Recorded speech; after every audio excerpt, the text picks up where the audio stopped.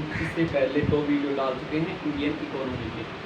तो हम पढ़ रहे थे ब्रिटिश काल में भारतीय अर्थव्यवस्था, और ब्रिटिश काल में भारतीय अर्थव्यवस्था में कृषि की स्थिति के बारे में देख रहे थे। तो हमने बताया था जो कृषि की स्थिति थी ना, उसमें ब्रिटिशर्स यानी अंग्रेजों ने 2 महत्वपूर्ण सुधार किए। एक तो रिवेन्यू सिस्टम यानी भू राजस्व सुधार किए थे रिवेन्यू सिस्टम में, और दूसरा था कृषि का व्यवसायीकरण। तो इससे पिछले वीडियो के अंतर्गत पार्ट 2 में या एपिसोड 2 में मैंने इसके बारे में बताया था, भू राजस्व प्रणाली के बारे में किस प्रकार लागू की थी। उसमें मैंने बताया था एक तो जमींदारी प्रथा, एक रेवतवाड़ी, एक तो जमींदारी, एक रेवतवाड़ी और एक थी महालवाड़ी। ये 3 व्यवस्थाएं लागू की थी भू राजस्व सुधार के अंतर्गत। एक की थी 1793 में, एक 1795 में और एक 1822 में। तो उसके बारे में मैंने पिछले वीडियो में समझा दिया था। अब ये नेक्स्ट वीडियो है, इसमें जो दूसरा सुधार था वो किसमें था, और दूसरा परिवर्तन किया था, सुधारनिक परिवर्तन, वो किसमें किया था, कृषि का व्यवसायीकरण। इसमें इसने दूसरा परिवर्तन किया था। तो इसमें क्या परिवर्तन हुआ इसके बारे में देखते हैं। तो इंग्लैंड के कारखानों को भारत से कच्चे माल की आपूर्ति करने के लिए अंग्रेजों ने, यानी अंग्रेज जो लोग थे ना, वो जो खाद्यान्न फसलें थी, उन खाद्यान्न फसलों के ऊपर जोर न देके, यानी उनका तो ह्रास किया, उसके उत्पादन में ह्रास किया, यानी कमी दर्ज की गई अंग्रेजों के शासनकाल में। क्यों कमी दर्ज की गई? क्योंकि अंग्रेजों को क्या चाहिए था, कच्चा माल, और कच्चा माल किससे प्राप्त होगा, नकदी कृषि से। तो अंग्रेज जो खाद्यान्न उत्पादन था ना, खाद्यान्न फसलों उत्पादन, उसमें तो कमी की, यानी कि उत्पादन में कमी आई, और उन्होंने यानी इसका हतोत्साहित किया। तो उसके बाद में जो नकदी फसलें थी, यानी नकदी फसलों के उत्पादन को प्रोत्साहन दिया, यानी कि नकदी फसलें सर्वाधिक उगाई जाए, जिससे कि ब्रिटेन के कारखानों को कच्चा माल प्राप्त हो सके। नकदी फसलों के उत्पादन का प्रमुख कारण क्या था, ब्रिटेन के कारखानों को कच्चा माल प्राप्त हो, जिससे कि ब्रिटेन को इनकम प्राप्त हो, यानी कि वहाँ पे कारखाने विकसित हो, और वो वहाँ पे जो निर्मित वस्तुएं हैं, तो उन निर्मित वस्तुओं को वापस भारत में लाकर बेची जाए, ये इनका उद्देश्य था। तो जो नकदी फसल है उसके अंतर्गत क्या क्या आती है, यानी कि इसके एग्जाम्पल है, जैसे कि कपास नकदी फसल के अंतर्गत आता है, गन्ना, कपास, गन्ना, नील, कॉफी और पटसन इत्यादि चीज़ें इसके अंतर्गत आती है, इसके अंतर्गत नकदी फसलों के अंतर्गत। तो फिर जो अंग्रेज व्यापारी थे वो क्या करते थे कि जो किसान वर्ग था उसको बहुत परेशान करते थे। किस प्रकार करते थे, यानी कि अंग्रेज व्यापारी किसानों को पहले रकम देकर, यानी कि अग्रिम समझौता कर लेते थे, पहले ही उन्हें रुपए दे देते थे, यानी उनको रुपए दे देते थे कि आपको ये फसल उत्पादित करनी है, यानी कि कम रकम पर, तो पहले रकम दे देते थे, यानी एक अग्रिम समझौता कर देते थे, यानी कि एक संविदा कर देते थे, संविदा, ताकि किसान अपने खेत को निश्चित भूभाग पर नकदी फसल का उत्पादन करें। यानी अंग्रेज पहले ही रुपए दे देते थे इन्हें, यानी कि पहले ही कम रेट दे देते थे इनको कि आपको नकदी फसल का उत्पादन करना है और इतने क्षेत्र पर करना है, उसके लिए उन्हें पहले ही रुपए दे देते थे, जिससे कि वो एक बाध्यकारी रूप से इस भूभाग के ऊपर खेती करते थे, यानी इस निश्चित भूभाग पर नकदी फसलों का उत्पादन करते थे, क्योंकि वह बाध्यकारी हो जाते थे। यदि वो नकदी खेती न करें तो अंग्रेज क्या करते थे, इन्हें जेल में डाल देते थे और इन्हें सजा सुना देते थे, और या फिर इनकी जो फसलें थी, इनके जो खेत थे उन्हें भी जब्त कर लेते थे, यानी कि अपने पास रख लेते थे। तो ये अंग्रेजों ने किसानों को इस प्रकार परेशान किया। तो इसी प्रकार एक प्रथा थी जिसका नाम था तिनकड़िया प्रथा। तो यह तिनकड़िया प्रथा कहाँ पे प्रचलित थी, ये बिहार के चंपारण में प्रचलित थी। यानी गांधी जी से संबंधित है। जब गांधी जी दक्षिण अफ्रीका से सत्याग्रह का प्रयोग करके आएंगे, जब भारत में आएंगे, तो वो 1917 ईस्वी में एक आंदोलन चलाएंगे जिसे चंपारण कहते हैं। यानी चंपारण का एक व्यक्ति था जिसका नाम था राजकुमार शुक्ला। वो गांधी जी के पास जाकर यहाँ की स्थिति के बारे में बताता है, यानी कि यहाँ की प्रथा के बारे में बताता है। कौन सी प्रथा के बारे में? तिनकड़िया प्रथा के बारे में। और कहता है कि यहाँ के किसानों का इस प्रकार शोषण हो रहा है। तो यहाँ पे जो गांधी जी का पहला सफल सत्याग्रह होगा वो कहाँ पे होगा? चंपारण, बिहार में। तो ये प्रथा कहाँ की थी? चंपारण, बिहार की। कौन सी प्रथा? तिनकड़िया प्रथा। तो इसमें क्या था? एक अग्रिम संविदा के तहत, यानी अग्रिम समझौता, संविदा यानी समझौता, यानी समझौता कर लेते थे अग्रिम यानी पहले से ही। चंपारण के किसानों को अपनी जमीन का, जो चंपारण किसान थे वो अपनी जमीन का 3/20 भाग पर नील की खेती के लिए बाध्य किया जाता था। यानी कि उन्हें अग्रिम रूप से, यानी समझौता कर लेते थे और उन्हें कुछ रकम दे देते थे, कुछ रुपए दे देते थे, और अग्रिम रूप से यानी कि उन्हें कुछ रकम दे देते थे और 3/20 भाग पर नील की खेती करने के लिए बाध्यकारी करते थे। तो ये थी क्या? तिनकड़िया प्रथा। कहाँ पे प्रचलित थी? चंपारण में। चंपारण कहाँ है? बिहार में। तो इसके बारे में हो गया। तो फिर जब दिया तो इसके बाद में ब्रिटिश शासन का या ब्रिटिश भारत में, यानी जिन जिन पर ब्रिटिश यानी अंग्रेजों का जिन जिन क्षेत्रों पर अधिकार था उसमें ब्रिटिश भारत में अकाल पड़े थे। अकाल का प्रमुख कारण क्या था? यानी कि 1757 के बाद, यानी कि आज जब आधुनिक इतिहास शुरू होता है, या फिर अंग्रेजों का शासनकाल 1757 के बाद से प्रारंभ होता है और 1764 में बक्सर के युद्ध से, बक्सर के युद्ध के बाद में पूर्ण रूप से उनका भारत पर पूर्ण रूप से वो भारत में शासित करने लग जाते हैं, यानी उनका शासन चलना शुरू हो जाता है। तो 1757 के बाद से 1757 के बाद से अनेक अकाल पड़ेंगे। यानी कि 1757 के बाद में जब अंग्रेजों का भारत के कुछ क्षेत्रों पर अधिकार हो गया, तो उसके बाद में 9 जगहों पर अकाल पड़ेगी। कितनी जगहों पर? 9 जगहों पर। ये रहा। तो इसके बारे में, यानी कि ब्रिटिश भारत में अकाल के कितने कारण थे? 2 कारण थे। एक तो था अधिक लगान के कारण किसानों ने खेती में रुचि लेना बंद कर दिया। यानी कि ब्रिटिशर्स क्या करते थे कि इतना लगान थोप देते थे कि जो किसान इन्हें चुकाने में असफल रहता था ना, वो किसान खेती बाड़ी छोड़ देता था, यानी अपनी खेती को करना छोड़ देता था। और यदि जो लगान नहीं चुका पाता था, कुछ तो खेती को त्याग देते थे, तो उनका अंग्रेजों के दिल में आ जाती थी, और कुछ लगान चुकाने में असमर्थ हो जाते थे, तो अंग्रेज या ब्रिटिशर्स उसकी जो भी ज़मीन है वो अपने कब्जे में कर लेते थे। तो पहला कारण क्या था ब्रिटिश भारत में अकाल पड़ने का? कि जो किसान थे वो खेती में रुचि लेना बंद कर दिया। यानी कि जब वो खाएंगे नहीं, खाने के लिए वो नहीं करेंगे, तो क्या करेंगे? यानी खाने के लिए उत्पादन नहीं होगा, यानी वो अपने खुद के खाने के लिए ही तरस जाते थे। तो इतना कर आरोपित कर दिया जाता था कि किसान अपनी खेती को छोड़ देते थे, यानी उसमें रुचि लेना ही बंद कर दिया अनेक किसानों ने। तो एक तो अकाल का प्रमुख कारण ये था। तो दूसरा कारण क्या था? कृषि का व्यवसायीकरण।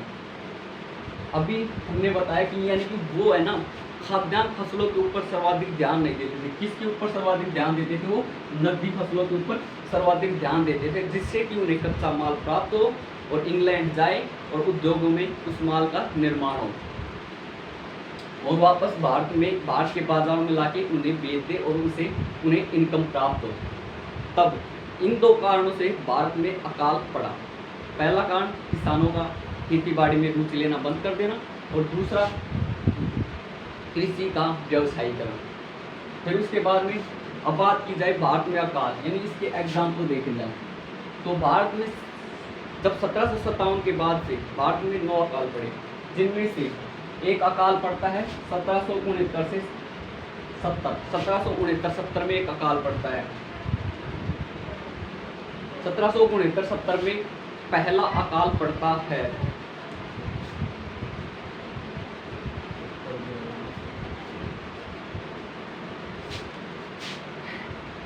ब्रिटिश भारत में पहला अकाल 1769-70 में पड़ता है। कहाँ पे पड़ता है? यानी 1757 का युद्ध हुआ, प्लासी का युद्ध, फिर उसके बाद 1764 का युद्ध होगा, बक्सर का युद्ध। बक्सर के युद्ध के बाद में उनका कहाँ पे आधिपत्य होता है? बंगाल के अंतर्गत। तो बंगाल के अंतर्गत उनका आधिपत्य हुआ, तो बंगाल प्रेसिडेंसी में कौन कौन से एरिया आते थे? एक तो बंगाल स्वयं आता था, एक बिहार आता था, एक उड़ीसा आता था। तो ये जो अकाल था, प्रथम अकाल 1769-70 का, ये बंगाल, बिहार और उड़ीसा की 1/3 आबादी, यानी 1/3 आबादी समाप्त हो जाती है। कौन से अकाल से? ये जो पहला काल था। तो ट्यूशन पुटअप होगा कि पहला अकाल कब पड़ा? 1769-70 में। ब्रिटिश भारत में पहला अकाल कब पड़ा? 1769-70 में पड़ा था, और इसमें 1/3 आबादी समाप्त हो गई थी। फिर उसके बाद में बात की जाए कि ब्रिटिश भारत में कुल 9 अकाल पड़े, जिनमें से सबसे प्रमुख अकाल था 1943 का अकाल। यह अकाल बंगाल में पड़ा था। तो ये बंगाल में जब ये अकाल पड़ा, तो यहाँ के लोग यानी यूपी, बिहार में आ गए, यानी यहाँ से पलायन कर दिए। कहाँ से? बंगाल से।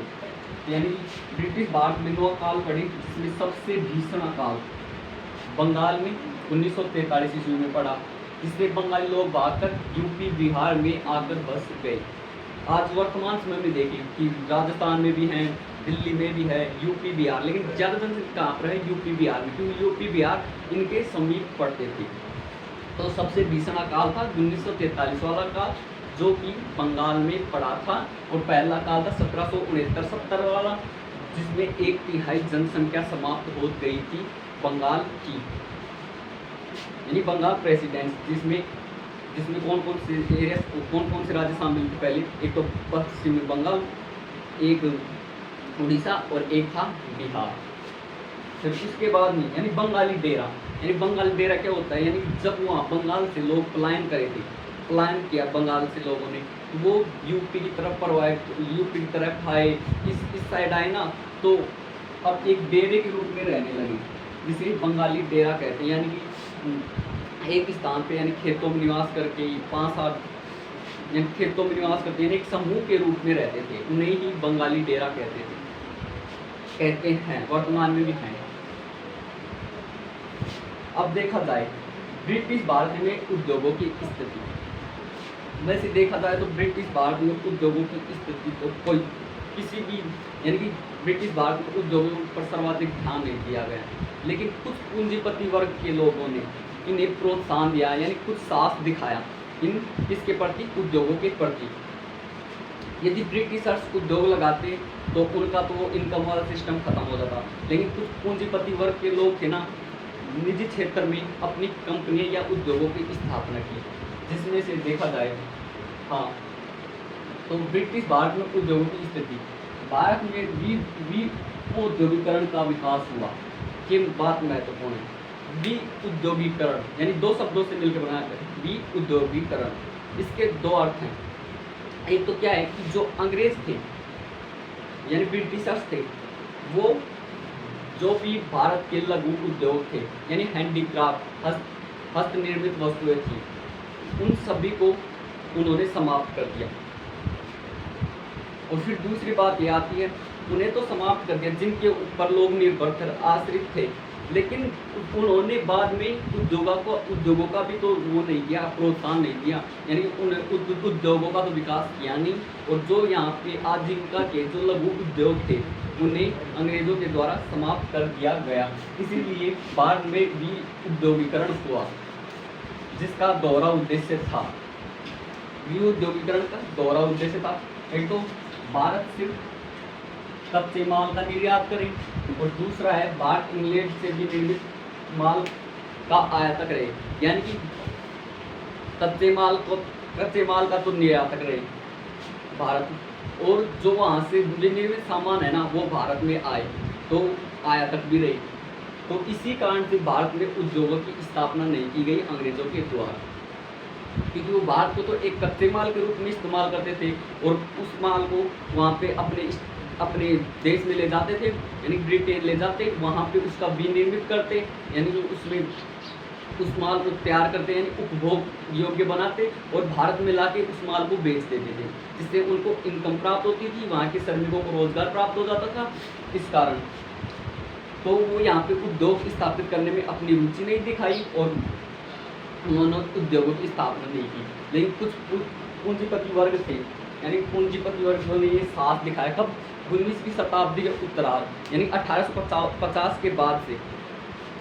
तो 19वीं शताब्दी के उत्तरार्ध में कुछ छोटे उद्योगों की स्थापना की गई, यानी कुछ उद्योगों की स्थापना की गई, जिसमें से एक तो 1854 में बम्बई में सूती वस्त्र उद्योग लगाया जाएगा। इससे पहले भी सूती वस्त्र उद्योग लगाया गया था। कहाँ पर? पश्चिमी बंगाल में, जिस समय का बंगाल, यानी वहाँ पे सूती वस्त्र उद्योग लगाया गया था। फोर्ट स्पेयर में, वहाँ का एक किला है फोर्ट स्पेयर, वहाँ पे सूती वस्त्र उद्योग लगाया गया था, लेकिन वो असफल रहा। तो पहला सफल उद्योग कौन सा था? 1854 का बम्बई में सूती कपड़ा उद्योग या सूती कपड़ा मिल। फिर उसके बाद में देखा जाए तो 1859 में लगाया गया एक रिसरा पश्चिमी बंगाल में, वहाँ पे लगाया गया था जूट उद्योग। फिर उसके बाद में 1870 में लगाया गया कुल्टी में लोहा इस्पात। 1870 में लगाया गया कुल्टी में लोहा इस्पात। ये जो लोहा इस्पात कारखाना था, ये बड़े लेवल पे नहीं था, ये बिल्कुल छोटे लेवल पे था, यानी कि ये कहाँ पर है? पश्चिमी बंगाल में। फिर उसके बाद में जमशेदपुर झारखंड में, यहाँ पे लोहा इस्पात को लगाया गया, यानी बड़े स्तर पर, जिसको टिस्को नाम दिया जाता है, Tata iron steel company Jamshedpur में लगाई गई लोहा इस्पात की। जो लोहा इस्पात होता है वो आधारभूत, जो लोहा इस्पात होता है वो आधारभूत होता है। आधारभूत किस कारण?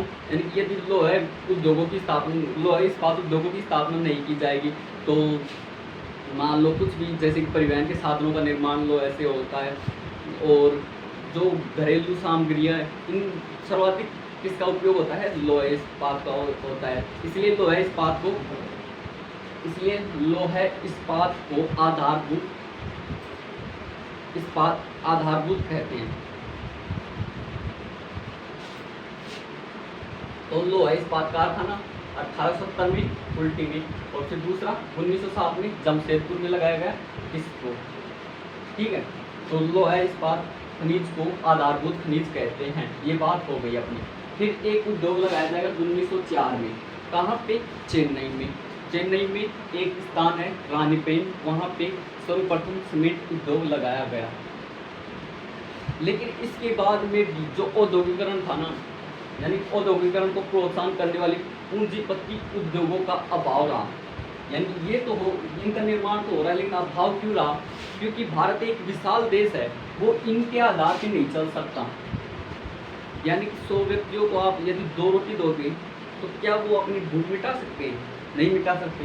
इसी प्रकार भारत एक विशाल देश था, इन उद्योगों के आधार पर वह अपनी आवश्यकताओं की पूर्ति नहीं कर सकता था, और आवश्यकताओं की पूर्ति करने के लिए क्या था? पूंजीपति उद्योगों की स्थापना। जब पूंजीपति उद्योगों की स्थापना होती तो अपनी आवश्यक वस्तुएं प्राप्त हो जाती इसी आधार पर। यानी ये कहता है, इसका मतलब ये है कि लेकिन भारत में औद्योगिकरण को प्रोत्साहन करने वाली पूंजीपति उद्योगों का अभाव, यानी उद्योग इतनी मात्रा में स्थापित नहीं हुए थे जितना कि भारत अपना विकास कर सके, और ये उद्योग भी पूंजीपति वर्ग के द्वारा लगाया गया। तो उसके बाद में एक बात आती है दंडनीय प्रथा। एक थी तिनकड़िया प्रथा और एक दंडनीय प्रथा। तिनकड़िया प्रथा में किसानों का शोषण किया जाता था, और ये दंडनीय प्रथा, इसमें भी शोषण किया जाएगा। किनका? दस्तकारों का, कारीगरों का और शिल्पियों का। क्या किया जाता था? ये जो शिल्पी दस्तकारी कारीगर होते थे, हैंडीक्राफ्ट यानी हाथ से निर्मित वस्तुएं बनाते थे। तो जो अंग्रेज लोग थे, यानी कि जो ब्रिटिशर्स थे, वो इन कारीगरों शिल्पियों को पहले से ही अग्रिम राशि दे दी जाती थी। तो यानी कि शिल्पियों को अग्रिम पेशगी के रूप में इन्हें न्यूनतम धनराशि दे दी जाती थी। जिससे कि वो अपने हस्त निर्मित सामग्रियाँ बनाए और अंग्रेज़ों को प्रदान करें और अंग्रेज इन्हें लेके जाएं। तो अंग्रेज इन सामग्रियों को खरीदते थे, तब भी इनका शोषण करते थे। तो ये था ददनी प्रथा, यानी दो प्रथाएं हो गई। एक तो किनकरिया प्रथा जो कि किसानों के शोषण से संबंधित चंपारण में थी, और एक थी ददनी प्रथा जो कि दस्तकारी हस्तनिर्मित शिल्प इनसे संबंधित थी।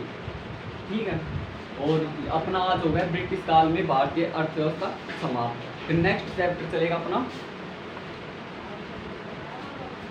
आर्थिक समृद्धि और इसका विकास, ये नेक्स्ट वीडियो में देखेंगे।